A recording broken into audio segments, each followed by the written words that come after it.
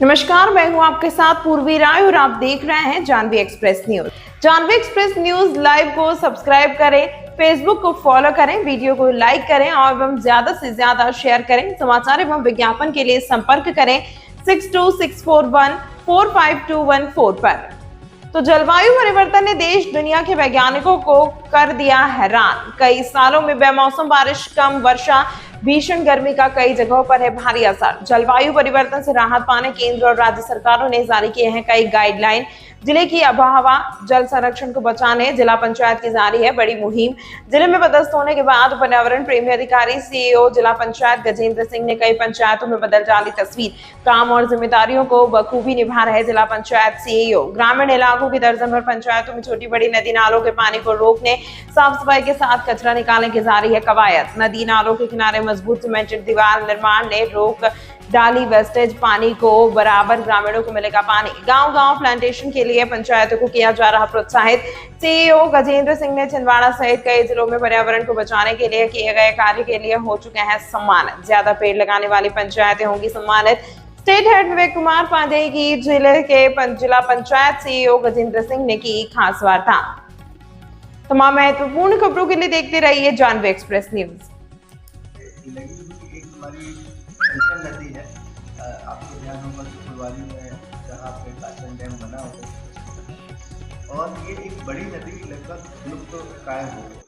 इसको फिर से पुनर्जीवित करने का प्रयास मनरेगा के माध्यम से हमने 7 पंचायतों में प्रारंभ किया गया है और इसके माध्यम से हमने जमीन का सीमांकन करा के पूरी ज़मीन में हमने एक तो उसको डेसिकेट किया है, उसकी गाद निकालने का काम किया है, घाट के सुधार कार्य किए हैं और इस पूरे कार्य में सामुदायिक आवेष्टन पूरे समाज का भी जुड़ाव निकल के आ रहा है। ये एक बड़ी उल्लेखनीय बात है क्योंकि वर्तमान में वर्षा काल है तो हमने जितने भी उपलब्ध शासकीय रकबे हैं नदी के साथ लगे उसमें व्यापक पैमाने पर सुरक्षा करके और रोकने का भी काम किया है।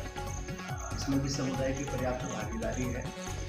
नदी में जल को किस तरीके से हम रोकें और उसकी आवक को हम सुनिश्चित करें और एक निश्चित परिमाप का जल रोक सकें, इसके लिए हम लगभग 9 के आसपास हम उसमें क्रॉस स्ट्रक्चर खड़े कर रहे हैं क्योंकि नदी काफ़ी चौड़ाई है, 120 मीटर है, कहीं कहीं 80 मीटर है, बड़ी चौड़ी नदी है। तो इसके लिए हम लोगों ने वहाँ पे गैबियन कम मैसेजरी स्ट्रक्चर किया। ये एक हाइब्रिड मॉडल है जिसमें कि हमने कंक्रीट का बहुत कम प्रयोग किया है और स्टील आयरन का बिल्कुल भी प्रयोग नहीं किया है। स्थानीय स्तर पर ही हमें इस प्रकार के शोले और स्टोन हमें उपलब्ध है, उसको ही हम लोगों ने लगभग 4 मीटर नीचे से पर्याप्त चौड़ाई का लेके और वायर मैश और उसमें कंक्रीट की कोटिंग करके हमने उसको बनाने का काम किया है। लगभग 1.2 मीटर वाटर अब पूरी 120 मीटर की स्ट्रेच में रुकेंगे और ये पीछे लगभग 500-600 मीटर की गहराई में रुकेगा।